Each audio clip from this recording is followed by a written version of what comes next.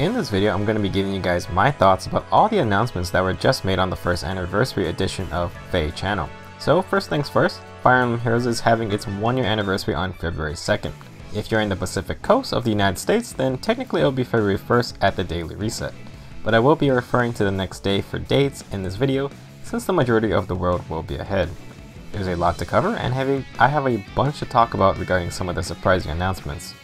With the 1-year anniversary, Fire Emblem Heroes is celebrating with a ton of events and rewards for us players. Starting on the reset of the anniversary, we will be getting a login bonus, which is always nice. There will also be double XP and SP ongoing, so you can train up any heroes you may summon in the near future. I'm not sure of how long these rewards will last, but it's safe to assume we'll get a bunch of orbs soon. We also have special daily maps coming and a present for the anniversary. So the special daily maps appear to be selected maps from either the story or from paralogs in the game. There will be a new map every day for 25 days in a row, and you can complete each map for 1 orb, with there being 2 difficulties, meaning 2 orbs per day. With some simple math, that means you can earn 50 easy orbs by doing these maps, and that's not too bad, despite it being across a few weeks. I say it's not too bad because the special present we are getting is a gift of 50 orbs. That's right, if you are still low on orbs from all the recent banners, then you will have the opportunity to replenish your supplies and hopefully you get who you were looking for. If I'm going to be honest, a little bit of feathers would have been nice to go along with those orbs, but I'm just being greedy. Let's move on to the next event. Next up, starting on February 4th, you can take on the always tough developer challenge maps. I assume it will be similar to last time and we'll get 5 different battles with multiple difficulties. The reward orbs are nice, but man, some of those teams are brutal. Basically, I imagine that they are allowed to create the craziest builds that you would only find in tier 20 arena whale matches. My favorite one from before was definitely the triple infantry pulse team. Definitely a fun challenge, and I think I wish I could make some crazy builds like that. So after that we have a little gap, and on the 9th there will be 2 more events going on. These will be the daily Grand Hero Battle Revival event, and then there will be special maps called Special Training. First up is the daily rotation of Grand Hero battles. They didn't specify exactly how it will work, but I assume for a week each Grand Hero battle will be available for 1 day, and there will be accompanying elite quests to go along with them. I believe these quests will be how you get extra copies of these units if you have already completed each Grand Hero battle map. For new players, I urge you guys to at least beat the normal version of each map. These units may be gone for a long time, and some of them can be extremely valuable, especially if you are a free-to-play user. I insist that you at least get Xander, as he is an extremely powerful unit who gets access to Distant Counter Sword at 5 stars. You will have to promote him, but it's really well worth it. None of these heroes are completely bad, although poor Lloyd desperately needs some help, and I bet he will eventually get a refined weapon upgrade. Michaelis is a solid choice to promote as well, and he does have a weapon that can be refined, which is great.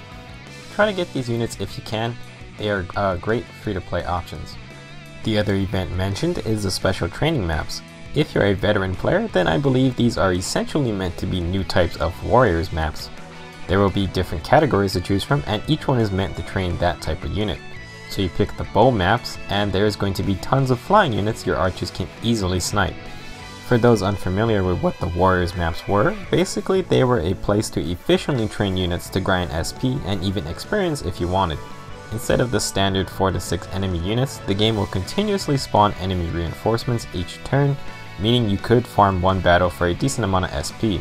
These maps are amazing, and I hope this is Intelligent Systems' way of bringing these types of maps back again without having to say it's for Fire Emblem Warriors.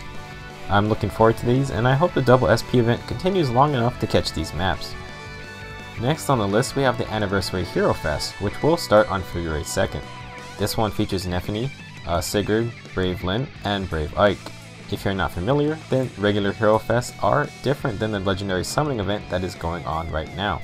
A Hero Fest is like a normal banner, except the starting 5-star focus rate begins at 5%. If you do get a 5-star unit, there is still a chance that it can be a non-focus 5-star, often referred to as a pity breaker, since this unit will reset your increasing pity rate for the banner. On Hero Fest, you may get unlucky and get a pity breaker, where on the legendary summoning event you will never get a non-focus unit. The trade-off is that if you're going for one specific unit, it's not that great because they share the same color with 2 other units. You may get 5 red 5 stars, but it's possible that none of them are that legendary Ike.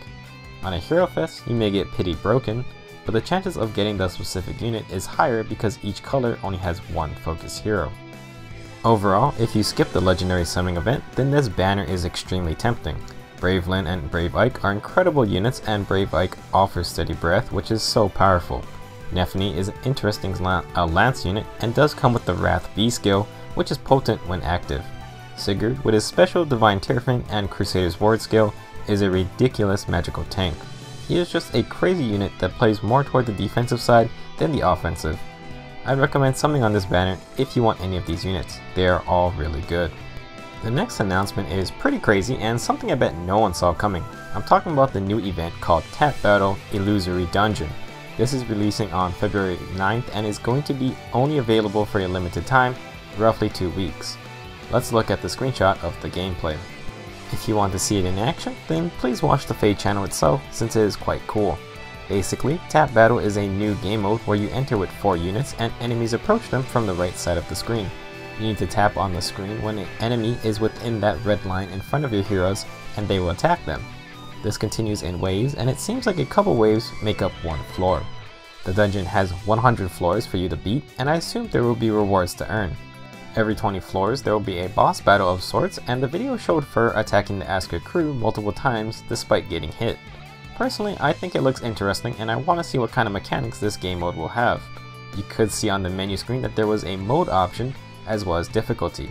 It was set to casual mode, and I suspect this may mean you can lose allies if they get hit on a different mode setting. I'm sure with 100 floors, the Lunatic or Inferno difficulty will be tough to beat. I know some people may not like this, but if it turns out to be fun, then it's a cool way to do something new with your favorite heroes. It could be a potential new rotating game mode like Tempest Trials or the Voting Gauntlet, but we'll just have to wait and see what they do with it in the future. Next, they announced the legendary summoning event units, and this is out right now. I made a video about all the skill inheritance options available from this banner if you happen to pull someone who you don't necessarily want to use. You can find the link at the end card of this video. You can also see that the legendary Earth hero is Radiant Dawn Ike, who is going to be a moneymaker for this banner. He even gets a special animation for when he gets a killing blow, and it's essentially his Aether animation from the Talias games and Smash Bros. He chucks Ragnar in the air, jumps up and catches it, and then somersaults his way down. It is awesome. If you're curious if Legendary Ike is good, then here are his stats and skills. He gets Ragnar still, but has upgraded his Aether into Radiant Aether. Now this video does not state that Radiant Aether is unique to Ike only, but I assure you that you cannot inherit it onto someone else. It's the same as regular Aether, just with a cooldown of 4 instead of 5. To go along with that reduced cooldown, Ike introduces Warding Breath to the game. It works the same as Steady Breath. Again, despite what the description reads, you can see in the Nintendo mobile video that Ike is attacked by an archer and his special cooldown goes down by 2 because he is getting Warding Breath's effect. If you want Ike or anyone else, but just can't seem to summon them, then maybe this next announcement is for you. So on February 2nd, there will be another voting type event called A Hero Rises.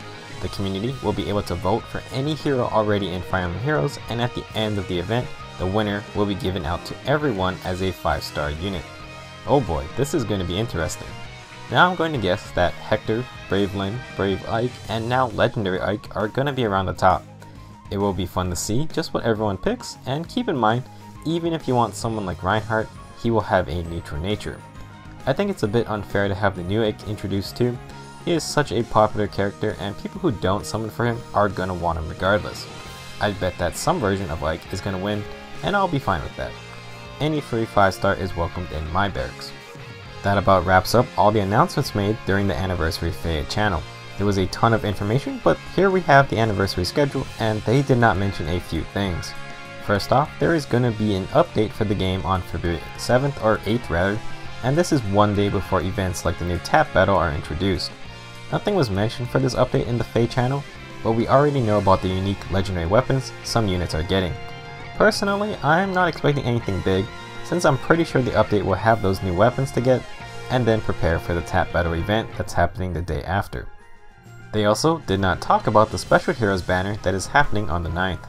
Some people are expecting Valentine's Day theme, but it's possible that it could be anniversary related. The calendar shows that technically the celebration is ongoing and that special banner could be something similar to Choose Your Legends. We have no idea what it could hold, but you probably won't be able to wait and see what it is before the other current banners end. Overall, the next week is going to be hectic for Fire Emblem Heroes and we will have a bunch of stuff to do. Let me know in the comments what announcement got you excited the most. I'm actually looking forward to that tap battle game mode. I'm all for experimentation, and at least it's something completely different for the game. Anyway, that's it for this video, and I'll see you guys in the next one.